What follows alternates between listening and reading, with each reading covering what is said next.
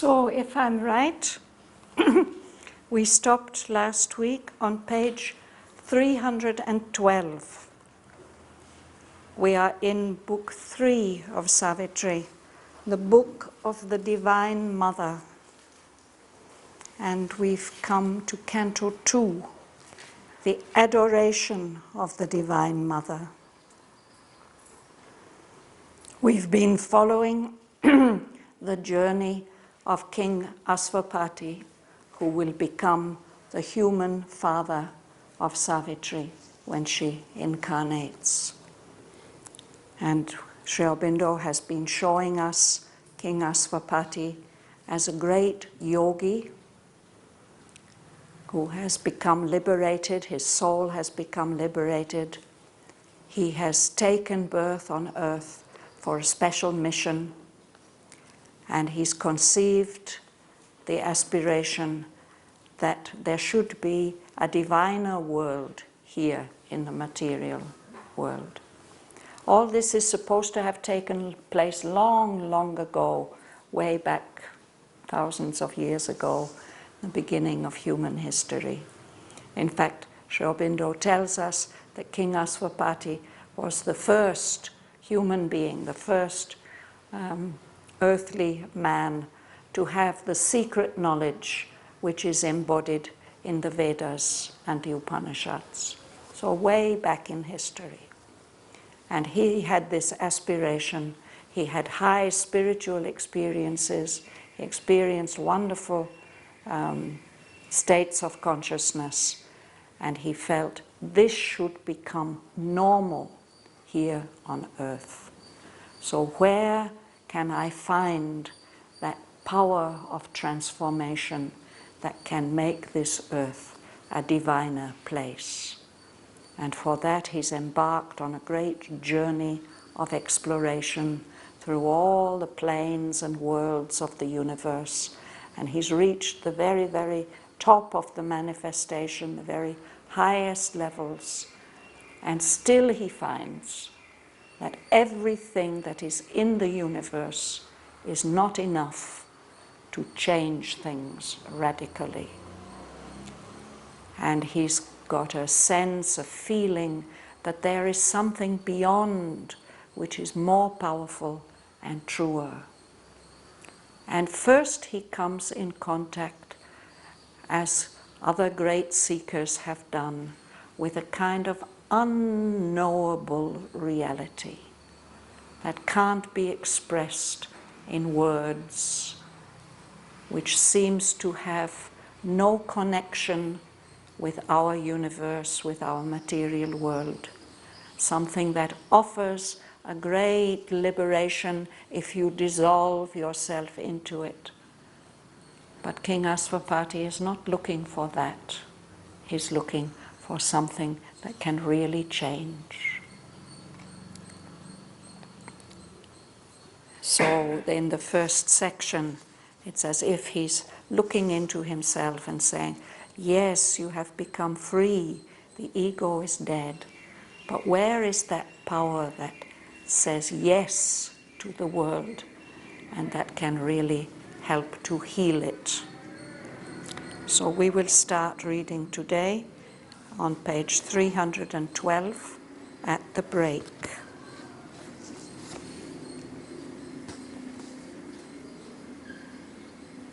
As usual, I'll start by reading about a page and a half.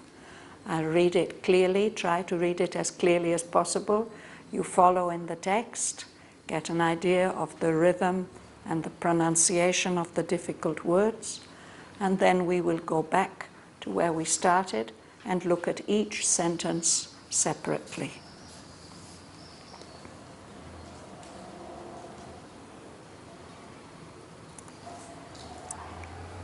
So when it says he now, this is King Asvapati. Even while he stood on being's naked edge, and all the passion and seeking of his soul faced their extinction in some featureless vast. The presence he yearned for suddenly drew close. Across the silence of the ultimate calm, out of a marvelous transcendence core, a body of wonder and translucency,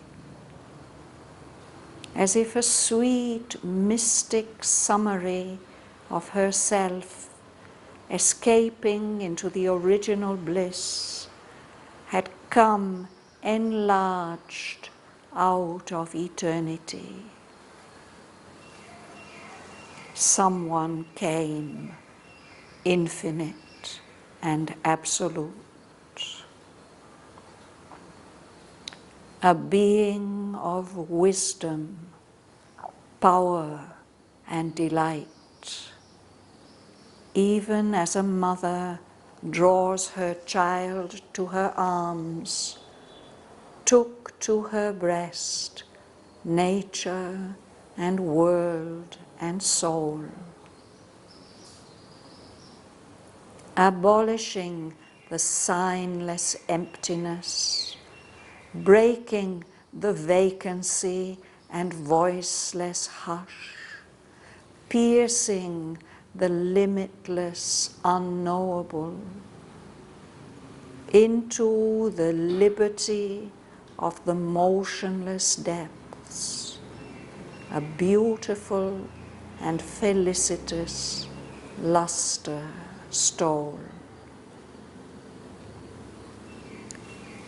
The power, the light, the bliss no word can speak, imaged itself in a surprising beam and built a golden passage to his heart, touching through him all longing, sentient things.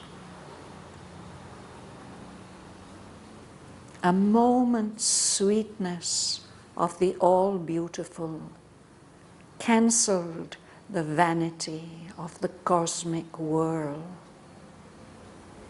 A nature throbbing with a heart divine was felt in the unconscious universe.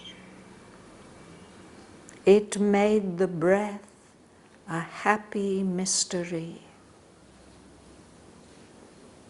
a love that bore the cross of pain with joy, eudemonized the sorrow of the world, made happy the weight of long, unending time, the secret court of God's felicity.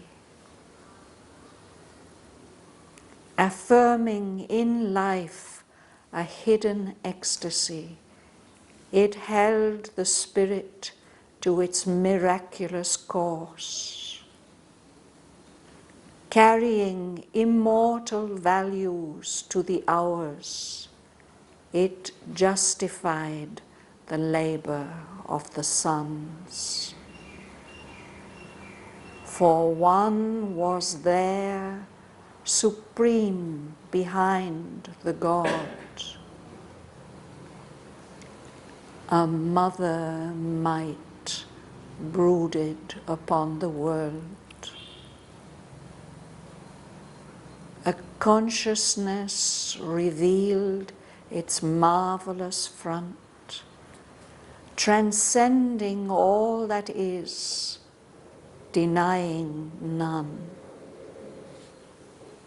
Imperishable above our fallen heads, he felt a rapturous and unstumbling force.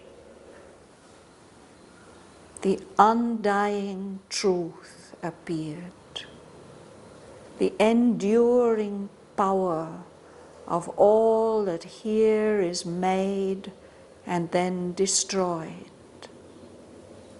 the mother of all Godheads and all strengths, who, mediatrix, binds earth to the Supreme.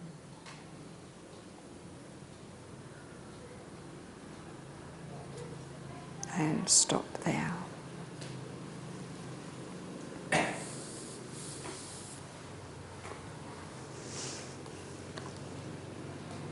Which way are we reading, Rosa? You will start.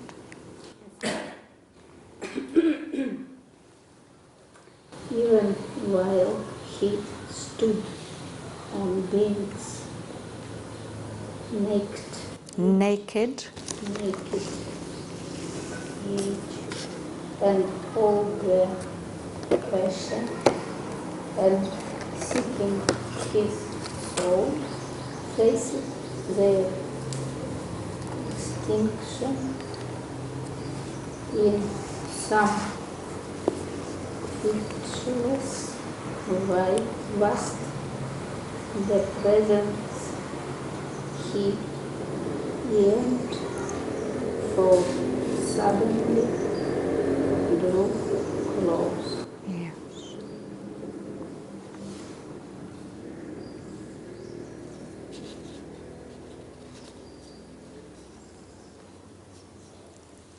So it's as if in spiritual experience one can come to a kind of edge, a frontier, a bare, naked edge. And beyond there seems to be nothing but this featureless vast, some great limitless state in which there is no feature, no color, no form, no presence, something that seems to be empty. So it's as if he's there on an edge, and all that intensity of feeling of his aspiration, all the seeking of his soul, they are facing the possibility that they have to become extinguished in that featureless vastness. But as he's in that state, hesitating on that naked edge, suddenly that presence, that adorable, powerful presence that he has felt touch him before, and that he's been yearning for, he's been longing for that touch again, because without that presence, we were told, everything seems meaningless and worthless. Suddenly that presence that he yearned for drew close. It became very, very near to him.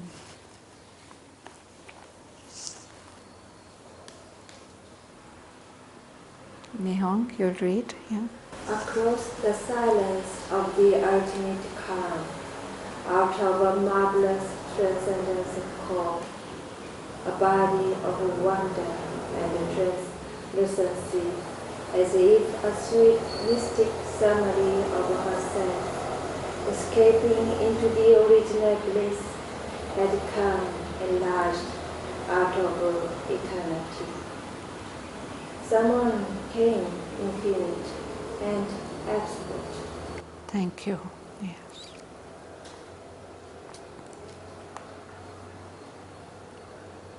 So King Asvapati was facing that silence of the ultimate calm when everything ends, comes into a state of formless, featureless peace. Across that silence, somebody comes. She comes out of the core. The core is the very heart and center. An apple has a core, the center part where the seed is there. This word is connected, of course, with the French word cœur, for heart. The core of something is the very, very center which justifies the existence of everything else. So out of some core, the core, Sri Aurobindo says, of a marvelous transcendence. Transcendence is the state which is beyond all forms, all limitations. It is not limited by anything, not defined by anything.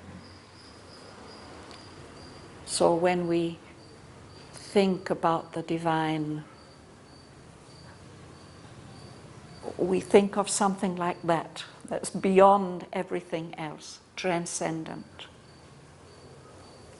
Out of the core of that marvelous something which seems to be beyond everything else comes even a body. There's a form, comes out of that formlessness, a body of wonder and translucency. Something that's translucent, the light can shine through it. It's not the same as transparent. The glasses here are transparent, but these glasses here are translucent. We don't see through them, but the light shines through. So out of that body, the light is shining through, and it fills him with a sense of wonder. How can something so wonderful, so beautiful, so marvelous, how can it exist? It's as if that body is a summary. A summary is when you have a big long book and somebody tells you the story in short.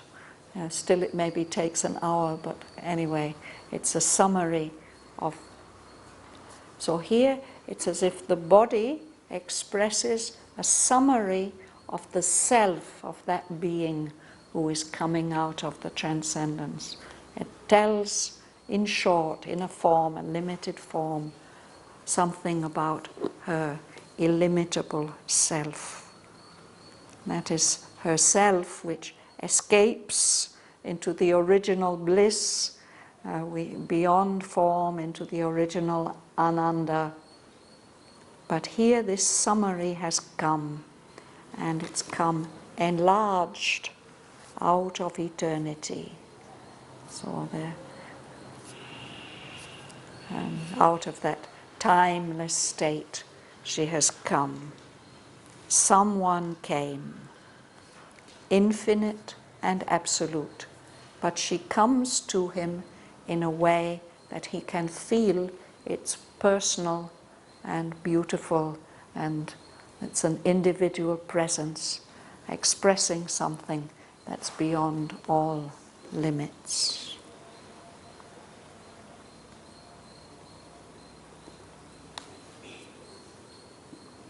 A being of wisdom, power and delight. Even as a mother draws her child into her arms, took to her breast nature and world and soul. Yes, so here she comes, a summary of the mother, a being of wisdom, power and delight. Three characteristics. The delight is the Ananda, of course. The power is the Shakti side, the force, the creative force.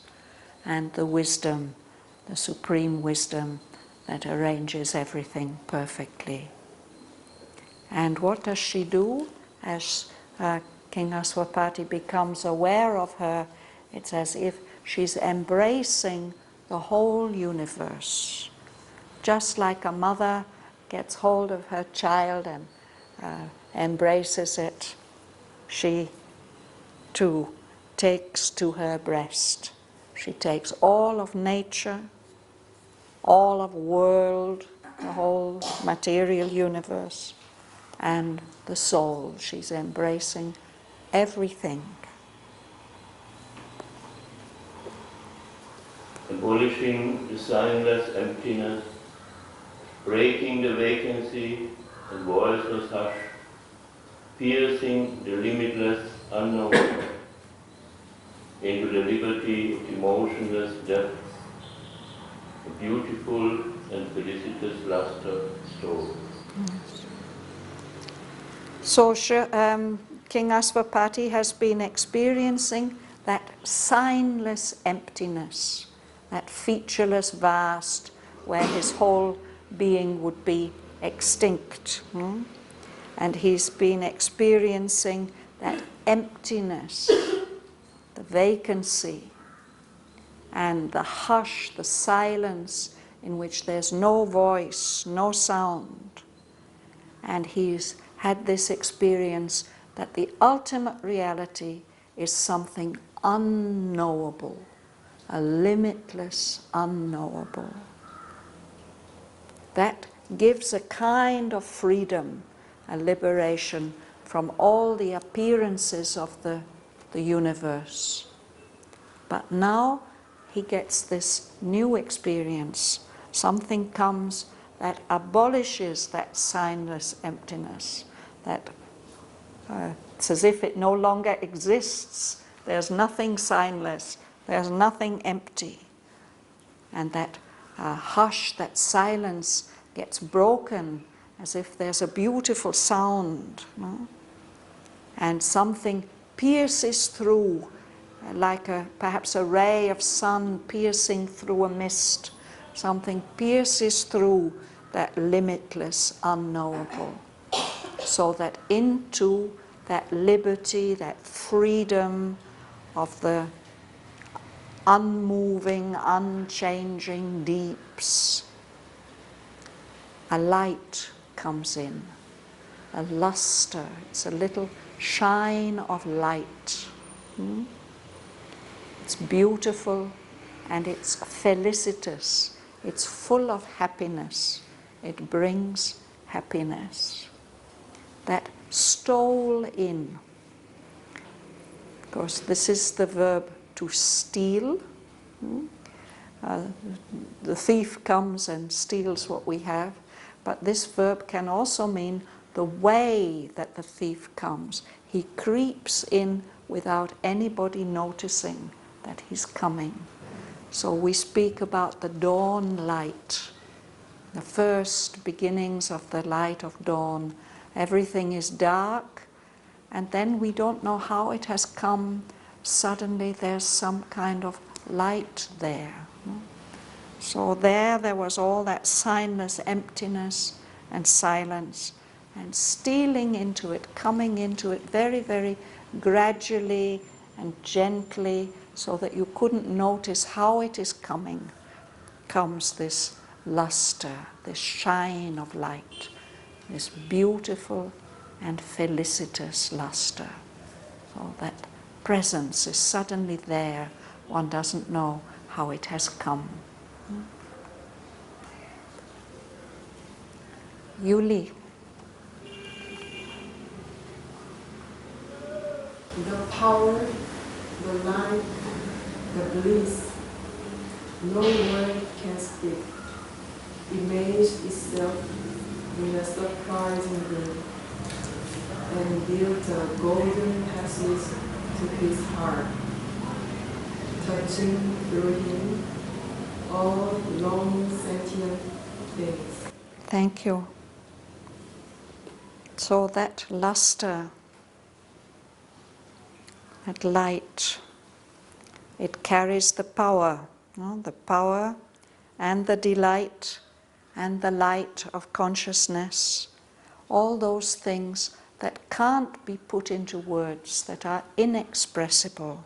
No word can really describe them. Imaged itself, that light, power, bliss, makes an image of itself in a surprising beam, a beam of light, like a ray of the sun. And when he feels that beam, that power and light and bliss. It's surprising. Gives the delight of surprise. It built a golden passage, like a beam of light, coming to Asvapati's heart. And because he is aspiring and representing the whole earth, through his individual heart, that lovely beam touches all longing, sentient things. The Buddhists wish blessings for all sentient beings, no? For all beings who have feelings, which includes plants and insects, all the animals, as well as human beings. Sentient things. Everything that can feel gets touched by that ray of light through King Asvapati's heart. And sentient things in our universe, they are always longing for something, because the individual sentient being feels incomplete and separate. So there's always a longing for something deeper and more blissful, more true. So they are longing.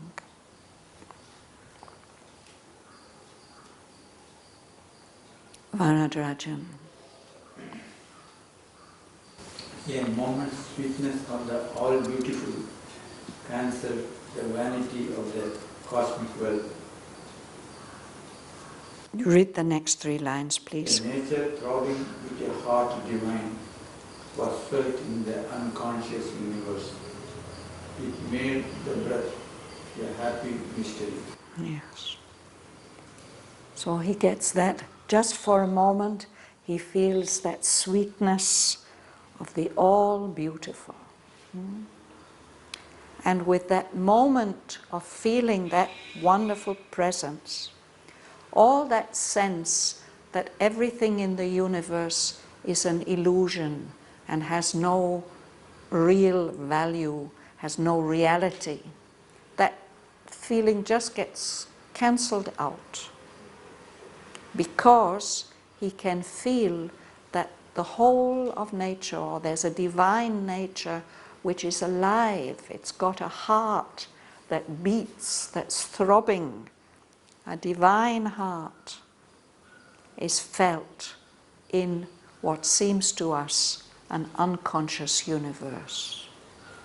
This is when we experience the real reality of this universe. We realize that it's full of consciousness, full of love, full of light and power and bliss, and that it's throbbing, it's beating with life. That's perhaps the supreme experience, feeling that divine life living in everything, in the whole universe. So when you have that feeling, even the drawing in of the breath and the breathing out of the breath, it's a happy mystery, because whose breath are you breathing in? The breath of the divine presence, and breathing out again, and breathing in again. Everything becomes wonderful and divine. Francesca, you would read. And love that bore the cross of pain with joy. You harmonize the sorrow of the world. Make happy the weight of love unending time, the secret court of God's felicity. Thank you. So here we have this difficult word, eudemonized. It is in the dictionary, you can look it up. It's a kind of Greek formation. Eu, this first syllable, EU, means good in Greek, and this daimon is spirit. So there's as if a good spirit entering into all the sorrow of the world, because of that love which carries the cross of pain, this pain that limited, separated beings feel in the universe.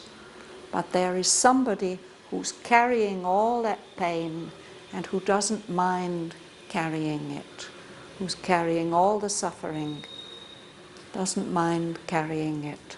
So that turns, as it were, all the sorrow into something else.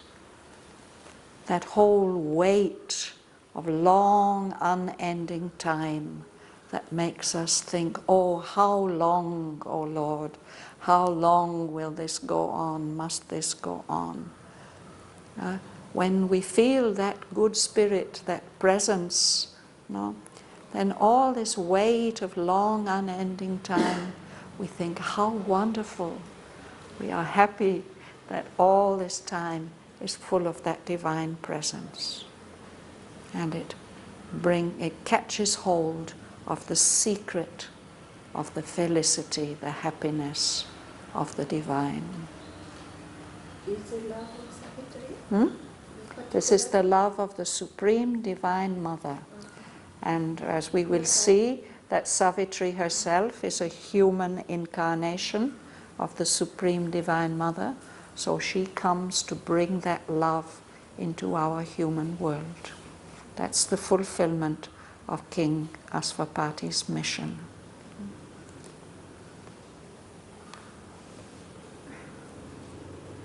Joel. Affirming in life a hidden ecstasy, it held the spirit to its miraculous course, carrying immortal values to the hours. It justified the labor of the sons. So this presence of the Supreme Divine Mother affirms that life has a value, that in life there is an ecstasy. It's hidden, or it expresses itself for us in this mixture of pleasure and pain and indifference. But behind all that, there's this hidden ecstasy, and that holds the spirit involved in all this adventure of involution and evolution. It holds it to its course. We were reading in Canto 4 on the Sunday mornings, about how it's the mother's breath that drives the spirit through the whole process of time and space to the fulfillment. And this presence of the mother brings immortal values to the hours. Time is split up into minutes and seconds and hours, and sometimes we feel, oh, where is it all going? Is it worth? No? But if we see that it's all part of this divine journey and self-expression, then all the hours have an everlasting, eternal value, an immortal value. So that justifies all the labor of the sons. If we look out at this miraculous universe that we live in, we may wonder, what is the use of all this? So he says it bears the appearance of a senseless miracle. It doesn't seem to have any meaning. But it's only when we feel that presence of the mother carrying everything, guiding everything, then all those, that labor of all those billions of sons is justified.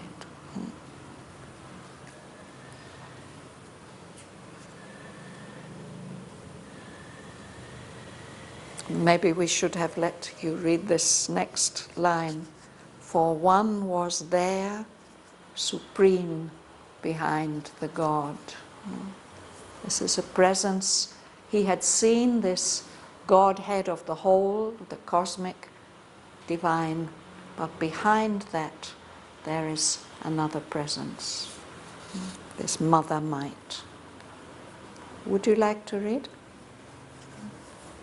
A mother might brooded upon the world. A consciousness revealed its marvelous throne, ascending all that is, divine known, imperishable, above our fallen heads. He felt a rapturous and astounding force. Thank you. So a mother might, a power which is a motherly power, which has given birth to all this. No? It's brooding upon the world. And the hen broods on her eggs, no, until they hatch. So there's like a great bird with wings spread over the world, protecting, helping it to bring out what is within itself. Some fulfillment will come out.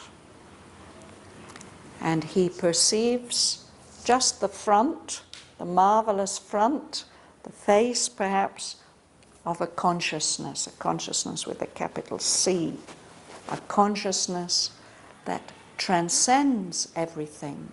It's beyond everything. It's not limited by any of these formations that it has brought out of itself.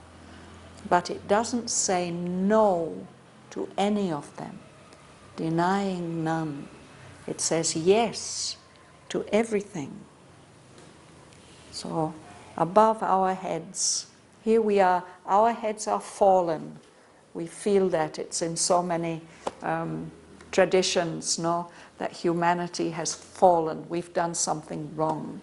We were once in a kind of paradisal state, and now we are fallen. We have that feeling that we can't do things right, that even the animals do things more harmoniously and perfectly than we can, we poor fallen heads. But we have that feeling because we've forgotten that we agreed to come and take part in this and play and adventure and journey. No? So, but anyway, here we are. We feel so imperfect. So, but above our fallen heads, there's an imperishable presence, something that cannot go away, cannot die, cannot be lost. It's always there. He feels that force, that mother might, that strength, which is rapturous, full of bliss, and unstumbling. It cannot do anything wrong. Whatever it does is perfect. There's no, stumble, you bang your foot and you go this way and that, you do something wrong. This force is unstumbling.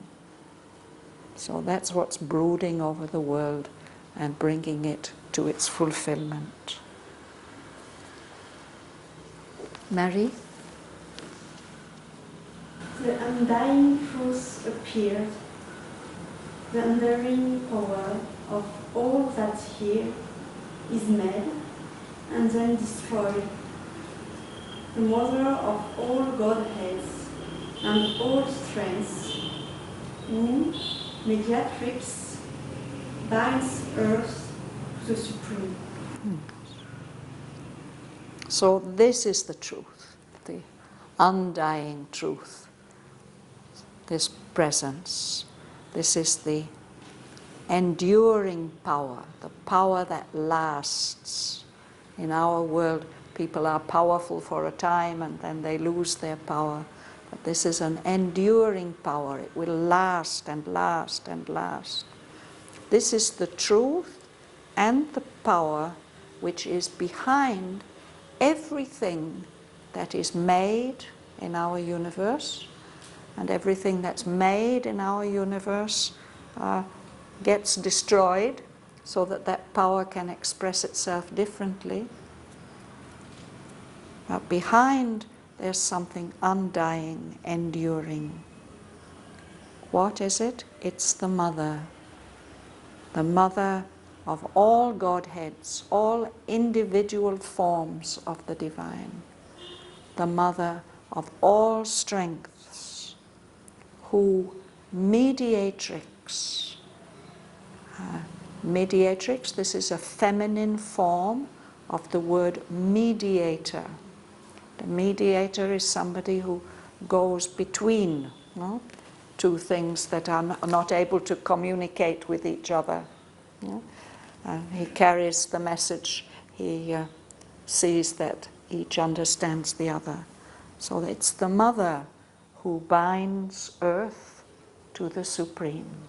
She's the one who connects all of this in all its imperfection, all its separateness. All this, through her presence, is connected to that Supreme which seems to be beyond our contact, our comprehension, any possibility of communication. But that mother who is our mother, we can always communicate with her. We'll read a little bit further. Would you like to read?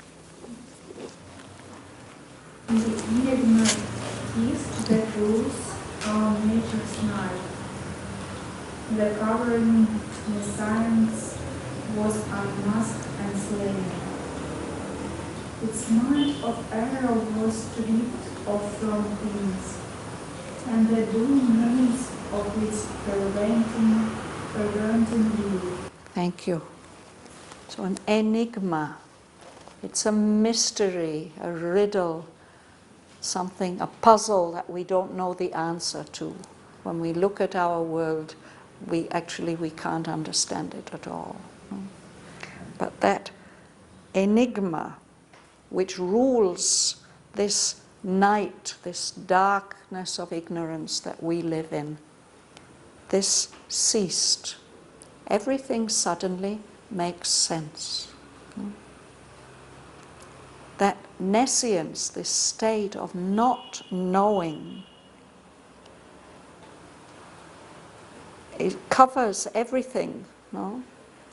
And when the enigma ceases, that nescience is just taken away. It was unmasked. When somebody wears a mask, a disguise, and it's taken off, you see who is really there, how things really are. So that nescience, that state of not knowing, this is destroyed, slain. It means killed. That state of nescience causes a mind of error. This is our big problem, isn't it? I was seeing it the other day. We have to make choices all the time, and we don't have the proper information to make the choices. So we're always choosing wrong, almost always. No? Our mind is a mind of error. But this is stripped off from things.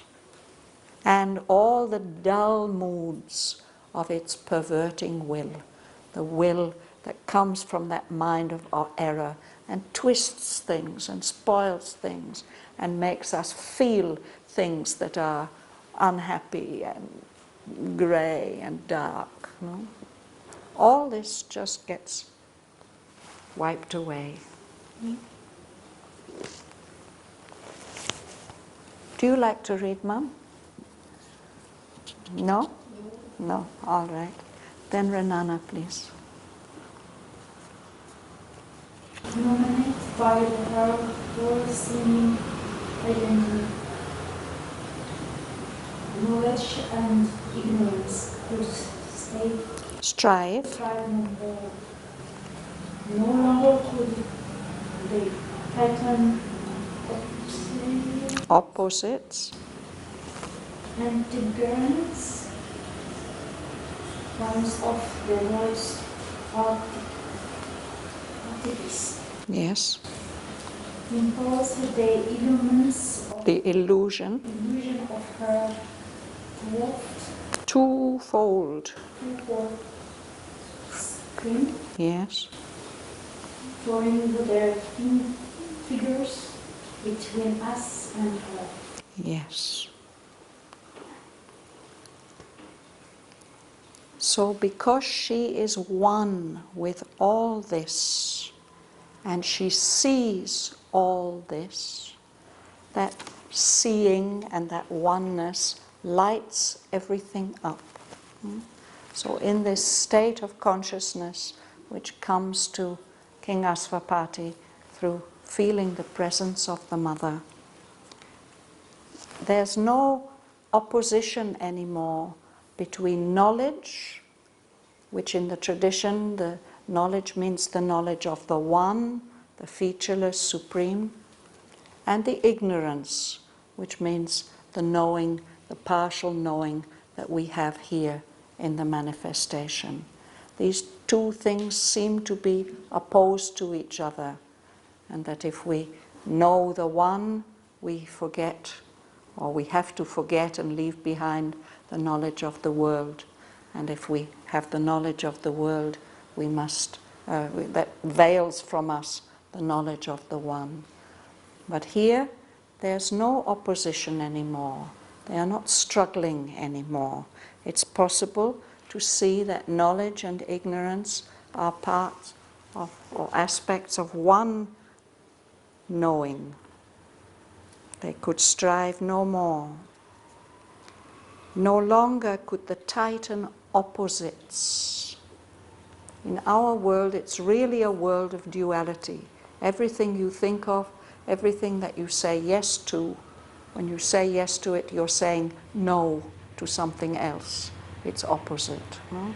So our world seems to be ruled by these huge, powerful opposites between truth and falsehood, good and bad, hot and cold, and any opposite that you think of. No?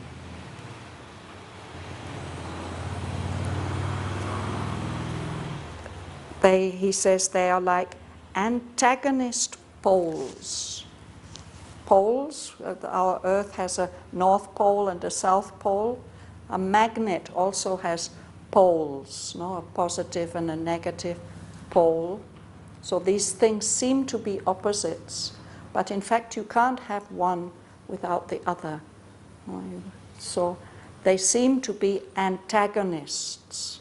They seem to be enemies. And it's this polarity, this separation, this duality that creates the artifice, the artificialness of our world, that our world is not true and real and right because it's separated in this way. So now they can't any longer impose the illusion. It's really an illusion that they are separate. Actually, they belong together. But that illusion of separateness gives a twofold screen. A screen is something that hides something. No? So this screen has two faces. They are screening how things really are.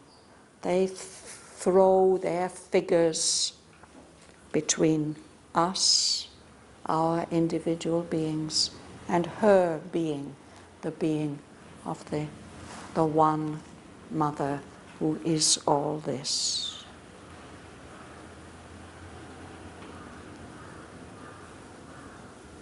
We'll just read one more passage, Prasanna. The wisdom was near disguised by its own words, of which the darkened universe is the rule. No existence seemed an endless fall. Extinction was no more the soul release. Yes. So that wisdom, that mother wisdom, which is disguised from us by all the things that it has made, its own works. Now he feels it very, very near.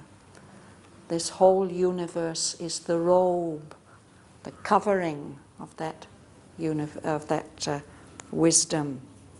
And our universe seems dark because we don't see the presence and the light that is behind the robe. So existence, our existence, the existence of the universe, no longer seemed to be just a fall, a mistake without meaning. And it's no longer felt that, oh, the only way to get to something real and true, the only way to become free is to become extinct, to lose our separate individuality. That's no longer the only way out. The Mother is offering another way out.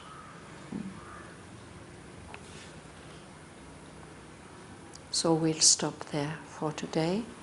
We still have time to read these lines together.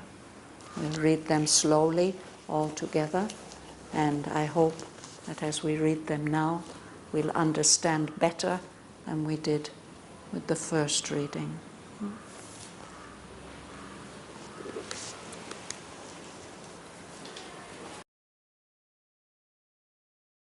Even while he stood on being's naked edge, and all the passion and seeking of his soul faced their extinction in some featureless vast, the presence he yearned for suddenly drew close.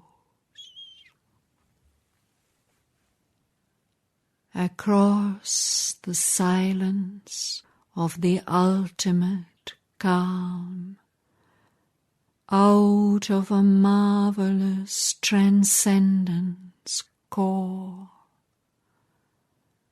a body of wonder and translucency, as if a sweet, mystic summary of herself, escaping into the original bliss, had come enlarged out of eternity.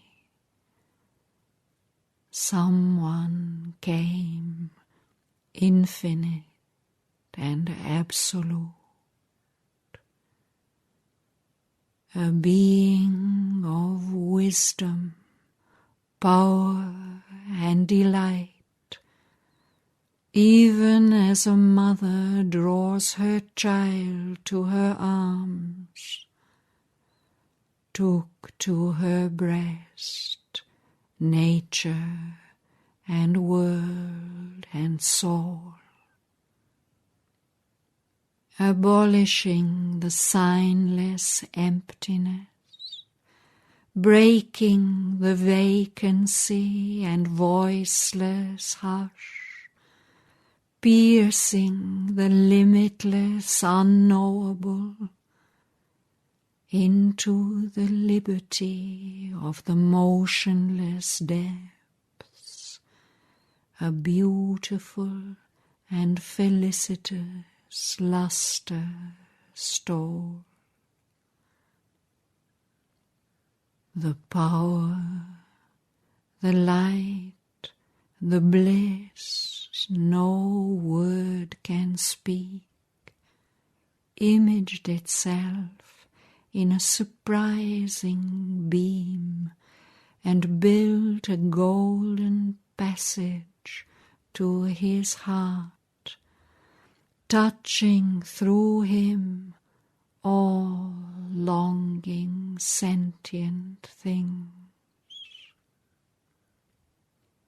A moment's sweetness of the all-beautiful cancelled the vanity of the cosmic whirl. a nature throbbing with a heart divine was felt in the unconscious universe. It made the breath a happy mystery, a love that bore the cross of pain with joy. You demonized the sorrow of the word, made happy the weight of long unending time, the secret chord of God's felicity. Affirming in life a hidden ecstasy, it held the spirit to its miraculous course, carrying immortal values to the hours. It justified the labor of the suns. For one was there supreme behind the God. A mother might brooded upon the world. A consciousness revealed its marvelous front, transcending all that is, denying none. Imperishable above our fallen heads, he felt a rapturous and unstumbling force. The undying truth appeared, the enduring power of all that here is made and then destroyed. The mother of all Godheads and all strengths, who, mediatrix, binds earth to the supreme. The enigma ceased that rules our nature's night. The covering nescience was unmasked and slain. Its mind of error was stripped off from things, and the dull moods of its perverting will. Illumined by her all-seeing identity, knowledge and ignorance could strive no more. No longer could the Titan opposites, antagonist poles of the world's artifice, impose the illusion of their twofold screen, throwing their figures between us and her. The wisdom was near, disguised by its own works, of which the darkened universe is the robe. No more existence seemed an aimless fall. Extinction was no more the sole relief.